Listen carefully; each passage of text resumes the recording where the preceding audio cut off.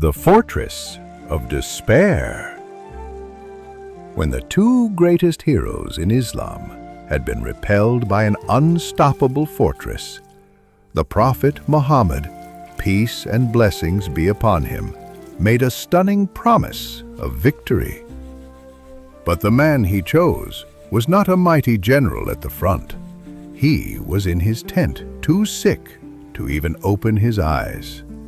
This is the incredible story of Ali ibn Abi Talib, may Allah be pleased with him, at the Battle of Khaybar, and the day a prophet's prayer unleashed a miracle. The story begins under a merciless desert sun, beating down on the 1,600 warriors of Islam camped in the dusty plains of Khaybar.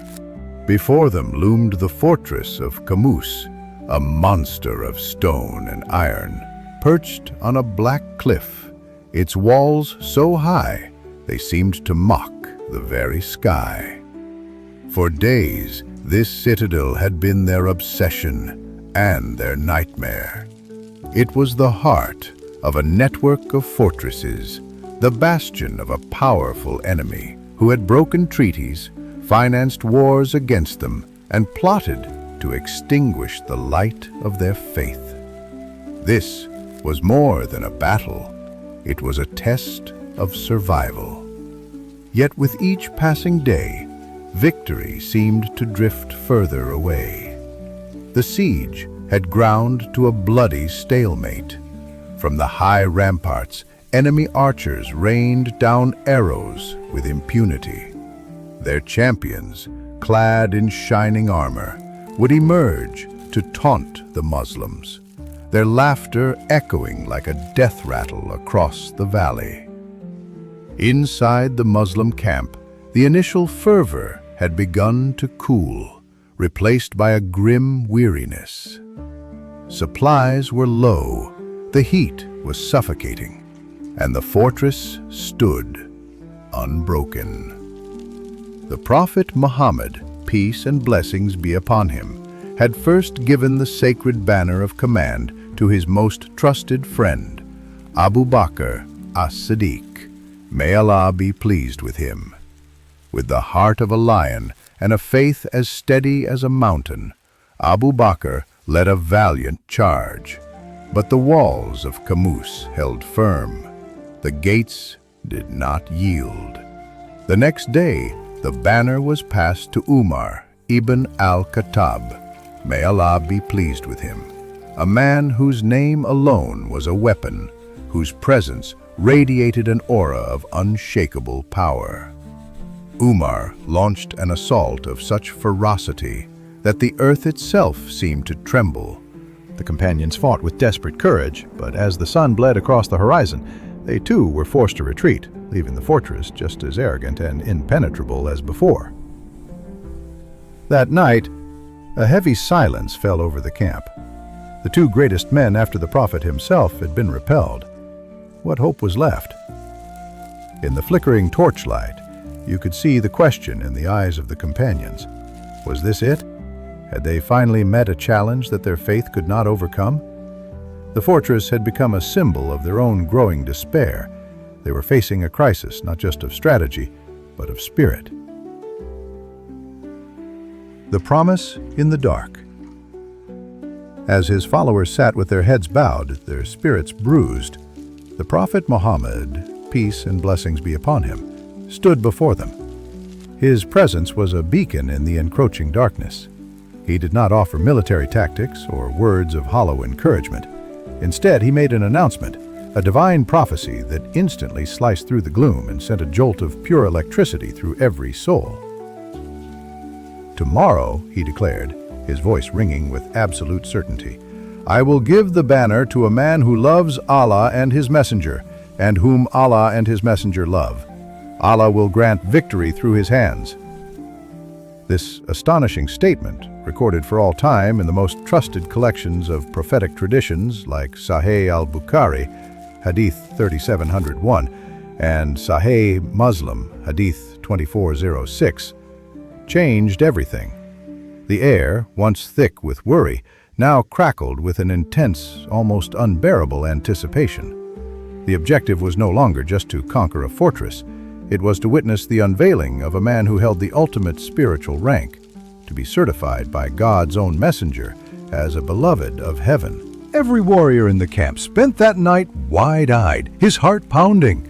Each man prayed with a desperate longing that he would be the one chosen. Umar ibn al-Khattab, a man who never sought power, later admitted, "I never longed for leadership except on that day.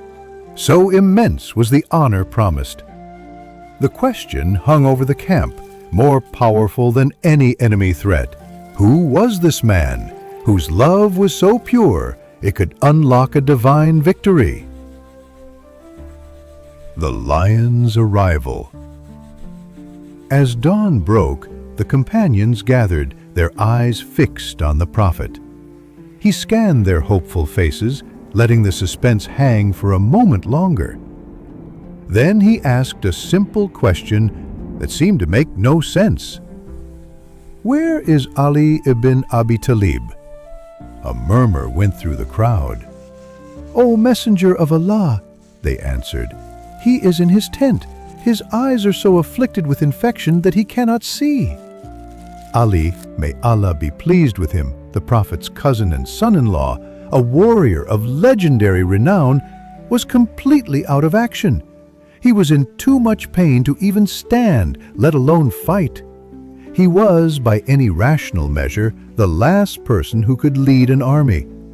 But this day was not about rational measures. "Bring him to me," the Prophet commanded. Ali was gently led forward, stumbling, his eyes sealed shut with painful swelling. The Prophet Muhammad, peace and blessings be upon him, drew him close. Then, in an act of profound tenderness and miraculous power, he applied his own blessed saliva to Ali's eyes and whispered a prayer. In an instant, the affliction vanished. The pain was gone, the swelling disappeared. Ali opened his eyes, and his vision was clearer than it had ever been. He would later say it was as if he had never felt a moment of pain. This was the first miracle. The chosen commander was now healed, his strength restored, not by medicine, but by the grace of the Prophet himself. The Prophet then handed him the banner. "Go forth with this," he said, "and invite them to the truth, for by God, if he guides even one person through you, it is better for you than all the most prized riches of this world." The gate and the glory.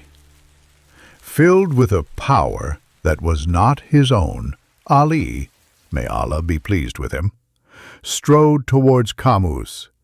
As he neared the gate, it swung open to reveal a terrifying sight. The champion of Khaybar, a giant warrior named Marab, encased in armor and bellowing challenges. "Khaybar knows that I am Marhab," he roared, "an unstoppable force in a time of war." Ali, the Lion of God, met his roar with a charge. The duel was swift, brutal, and decisive. A single powerful blow from Ali's sword crashed through Marhab's helmet, ending the reign of Khaybar's champion. The sight of their hero falling sent a wave of panic through the enemy ranks. The Muslim army, their spirits soaring, surged forward, and a ferocious battle erupted at the foot of the walls. In the chaos of the fight, a powerful blow knocked the shield from Ali's hand, leaving him exposed. It was a moment of mortal danger. But what happened next would become one of the most astonishing stories ever told.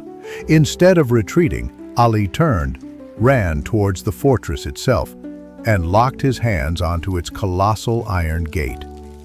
In a display of strength that defied all human limits, he ripped the massive door straight from its hinges. For the rest of the brutal fight, he used this very gate as his shield. Both armies froze, utterly speechless. The defenders of Khaybar watched in horror as their final defense was effortlessly turned into a weapon against them. The companions of the Prophet stared in awe, witnessing a miracle reserved for legends unfold in real time. Later, it was said that it took the combined strength of 8 powerful men just to budge the gate that Ali had wielded alone. With their gate gone and their spirits shattered, the fortress of Camus fell. The impossible had been achieved. The victory was a profound testament to a timeless truth. When a servant's heart is filled with a sincere love for God, God can fill that servant's body with a strength that can tear down any gate, whether it is built of iron, or of fear, or of despair.